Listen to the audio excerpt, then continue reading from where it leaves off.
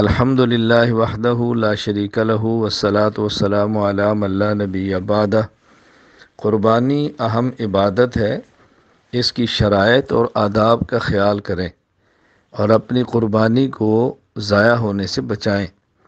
بعض ایسی کوتاہیاں علم میں آ رہی ہیں کہ جس سے قربانی ختم ہو جاتی ہے۔ مثال کے طور پر امریکہ میں میرے ایک بہت اچھے، بہت قریبی اور تعلق والے دوست ہیں، ان کے ذریعے پتہ چلا کہ وہاں باوجود اس کے کہ لوگوں کو یقین یا غالب گمان یہ ہوتا ہے کہ دمبا یا بکرا کی عمر کم ہے، لیکن پھر بھی وہ پیسے دے دیتے ہیں، اور دکانیں بنی ہیں جہاں بورڈ لگے ہوئے ہیں قربانی یہاں کرائیں۔ تو علم یا غالب گمان ہونے کے باوجود بھی پیسے دیتے ہیں، اور پھر یہ کہتے ہیں وہ جانے، ان کا ایمان جانے، ہم نے تو پیسے دے دیے۔ جب آپ کو یقین ہو یا غالب گمان ہو کہ یہ شخص دکاندار عمر کا خیال نہیں کرتا، تو اس کے ذریعے قربانی دینا جائز نہیں ہے۔ اپنی قربانی ضائع ہونے سے بچائیں۔ اسی طرح یہ بات بھی علم میں آئی ہے کہ بس اوقات قربانی سے ایک دن پہلے ہی گوشت پہنچا دیا جاتا ہے کہ ہم نے آپ کی قربانی کر دی ہے، تو لوگ اس کو قبول کر لیتے ہیں اور سمجھتے ہیں کہ ہمارا جانور ذبح ہوا تو قربانی ہو گئی۔ جانور کا ذبح ہونا الگ چیز ہے اور قربانی کا ہونا الگ چیز ہے۔ حضور اکرم صلی اللہ علیہ وسلم نے خود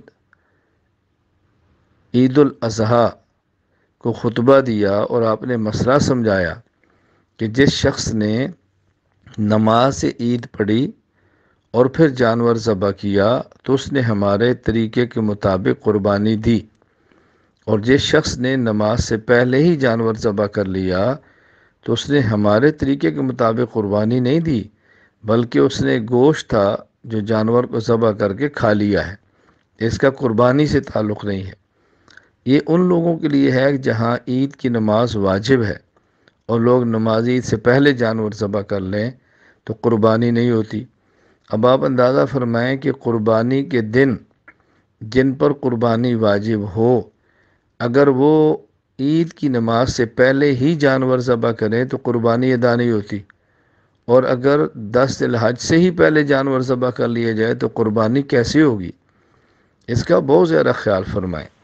میں سمجھتا ہوں کہ آپ حضرات کے لیے سب سے بہتر طریقہ یہ ہے کہ آپ کا جن ممالک میں علماء سے تعلق ہے، آپ کا جہاں جہاں علماء سے تعلق ہے، علماء سے رابطہ کریں، اپنے پیسے علماء کو دیں اور انہیں کہیں کہ ہماری طرف سے قربانی دے دیں۔ انشاءاللہ العزیز قربانی صحیح جگہ پہ بھی خرچ ہوگی اور قربانی بھی صحیح ادا ہوگی۔ اس کا اہتمام کریں۔ قربانی کے جانور کو پالنا، اچھا کرنا، صحت مند کرنا اور اپنے ہاتھ سے ذبح کرنا، اتنا اہتمام ہے قربانی کے جانور کا، تو ہم اس کو دفع الوقتی نہ کریں، ٹرخائیں نہیں، گزارا نہ کریں، بلکہ بہت اہتمام کریں۔ اس لیے میں نے آپ سے 2 باتیں بطور خاص کہنی ہیں۔ نمبر 1، قربانی کے وقت سے پہلے جانور ذبح کریں گے قربانی نہیں ہوگی۔ نمبر 2، اگر پتہ ہو یا غالب گمان ہو کہ جانور کی عمر کم ہے اور پھر بھی اس کو پیسے دیں گے جانور ذبح کر دو تو قربانی ادا نہیں ہوگی۔ اللہ تعالی ہم سب کو شریعت پر عمل کرنے کی توفیق عطا فرمائے، احکام شریعت کو سمجھنے کی توفیق عطا فرمائے۔ وآخر دعوانا ان الحمد للہ رب العالمین۔